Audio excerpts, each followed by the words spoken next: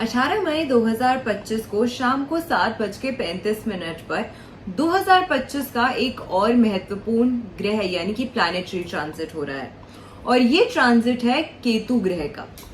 राहु और केतु जो हमेशा एक दूसरे से 180 डिग्री के एक्सिस में रहते हैं, ये शैडो प्लैनेट्स, मैलेफिक प्लैनेट्स और साथ के साथ रेट्रो चाल चलने वाले यानी कि सदैव वक्रीय गति से चलने वाले जो प्लैनेट्स की श्रेणी में आते हैं।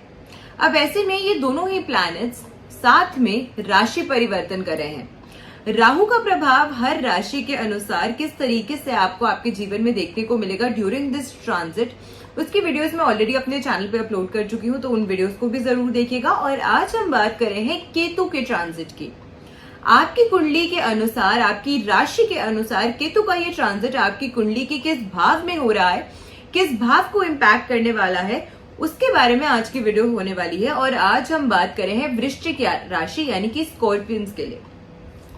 नमस्कार, मैं हूं astro vastu expert Savi Singh and welcome to my YouTube channel. मेरे चैनल पे नए हैं, चैनल को अभी तक सब्सक्राइब नहीं किया है तो जरूर कर दीजिए, क्योंकि इस चैनल के माध्यम से आप तक बहुत इन्फॉर्मेशन वीडियोस पहुंचाने का प्रयास करते हैं from the field of astrology, numerology, vastu as well as other occult sciences.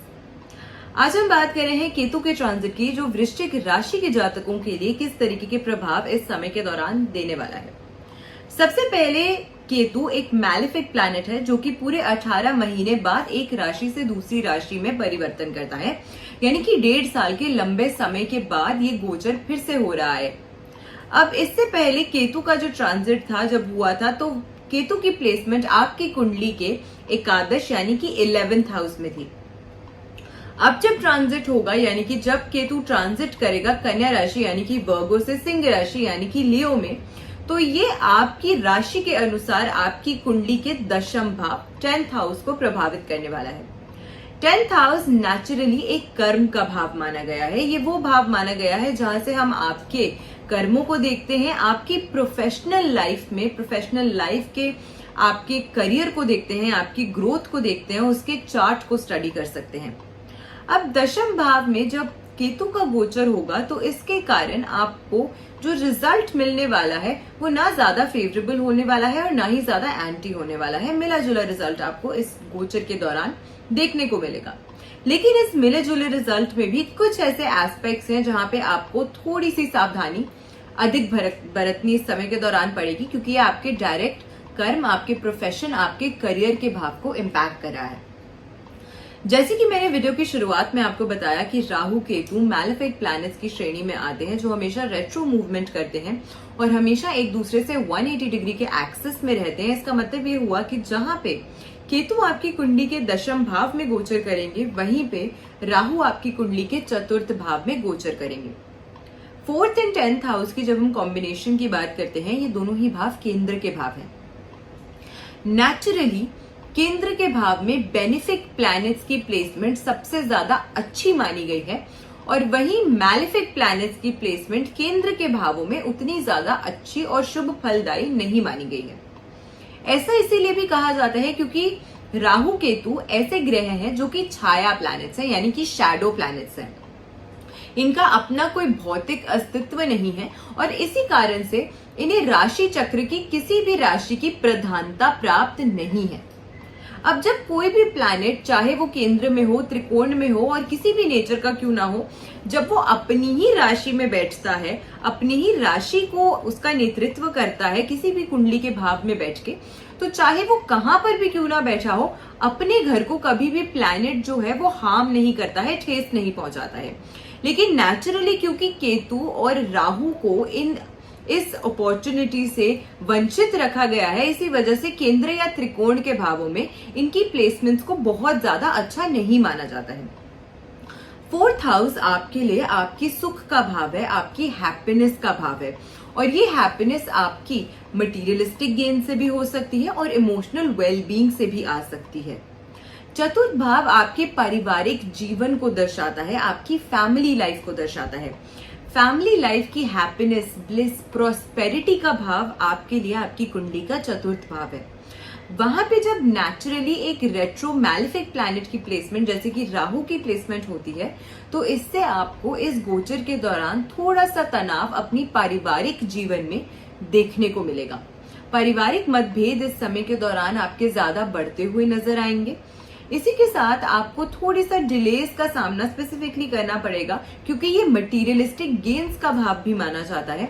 तो ऐसे में अगर कोई भी प्रॉपर्टी से जुड़ा हुआ कार्य आप कर रहे हैं और इस गोचर के दौरान आप कोई भी ऐसा काम शुरू कर रहे हैं जिसमें आपको प्रॉपर्टी या आपको किसी भी फॉर्म ऑफ एसेट बिल्डिंग अगर आप करना चाहते हैं फिजिकल फॉर्म में, तो उसमें आपको थोड़ी सी डिलेज, थोड़ी सी परेशानियों का सामना करना पड़ेगा। ट्रांजिट और आपका अपना हॉरोस्कोप 50-50% काम करता है आपके जीवन में।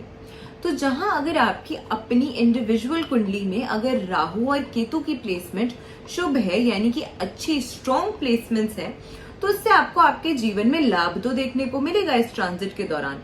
लेकिन ट्रांजिट क्योंकि नेचुरली जो है वो किसी न किसी प्रभाव से, किसी न किसी कारण से आपको थोड़ी सी परेशानियां दे रहा है, क्योंकि आपकी राशि के अनुसार इसकी प्लेसमेंट्स बहुत अच्छे बेनिफिक भावों में हो रही है, जो कि मैलिफिक प्लैनेट्स के लिए अच्छा भाव नहीं कंसिडर किया जाता है। इसी वजह से सब अपॉर्चुनिटी, सब रिसोर्सेज एट योर डिस्पोजल होते हुए भी आपको कहीं ना कहीं थोड़ी सी परेशानियों का सामना इस समय के दौरान करना पड़ेगा। तीसरी महत्वपूर्ण चीज, नवम और दशम भाव से हम आपके पिता के साथ आपके संबंधों को भी देखते हैं, भापते हैं। तो ऐसे में दशम भाव में जब केतु की प्लेसमेंट होगी आपकी कुंडली के, तो आपकी प्रोफेशनल लाइफ में तो ये ज्यादा कुछ इम्पैक्ट नहीं डालेगा। स्पेसिफिकली अगर जॉब सेक्टर से आप जुड़े हुए हैं, नौकरी पेशे में अगर आप हैं, तो वहां पर हम ये देख सकते हैं कि आपके इस समय के दौरान बहुत ज्यादा ग्रोथ आपको देखने को नहीं मिलेगी। सेकेंडली, केतु की प्लेसमेंट की वजह से इस समय के दौरान ये भी पॉसिबल है कि आपकी इनकम में कहीं ना कहीं थोड़ी सी परेशानियां, थोड़ी सी कठिनाइयों का सामना आपको आपकी इनकम अर्जित करने में हो सकता है। आपकी फाइनेंशियल प्लानिंग इस समय के दौरान थोड़ी सी प्रभावित होती हुई नजर आती है।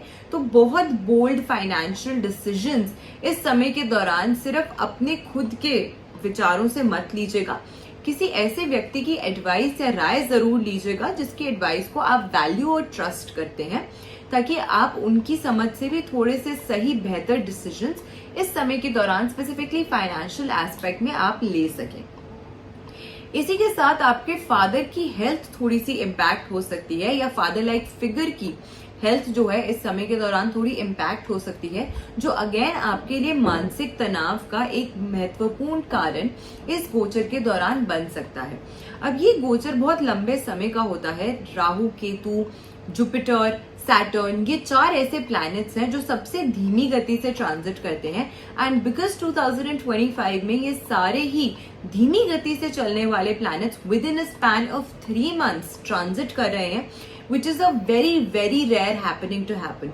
ऐसा कई दशकों में, कई लंबे सालों अरसों में एक बार ऐसा होता है कि 4 सबसे धीमी गति से चलने वाले प्लैनेट्स एक ही साल में एक ही समय पे गोचर करें।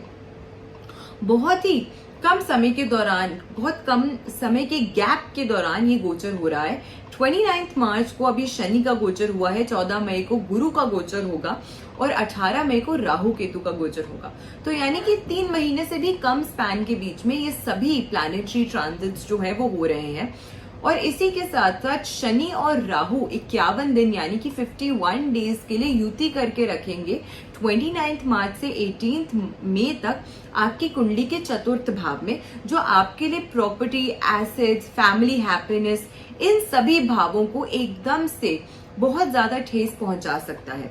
तो इसमें घबराना नहीं है। सभी राशियों के लिए, चाहे राहु के ट्रांजिट का इम्पैक्ट हो, चाहे शनि के ट्रांजिट का इम्पैक्ट हो, वो कैसे आपको प्रभावित करने वाला है और कौन सी बेनिफिशियल रेमेडीज आपको इस समय के दौरान करनी चाहिए, because precaution is the best medicine. तो आपको ये वीडियोस भी जरूर देखनी चाहिए, ज्यादा से ज्यादा लोगों तक अपने फैमिली एंड फ्रेंड्स के साथ इन्हें शेयर करना चाहिए, ताकि उन तक भी ये महत्वपूर्ण जानकारी जो है इस गोचर के रिलेटेड वो पहुंच सके। अब केतु का ट्रांजिट दशम भाव में आपके जीवन के इन एस्पेक्ट्स में आपको परेशानी दे सकता है। 10th हाउस नेचुरली आपके प्रोफेशन का भाव है, मेहनत करेंगे तो सक्सेस मिलेगा। लेकिन केतु की आदत होती है कि जहां पे भी ये बैठता है या कुंडली में जिस भी ग्रह के साथ ये बैठता है, उसके फल को कम करता है, कहीं ना कहीं उसके इम्पैक्ट और उसके प्रभाव को कम करता है।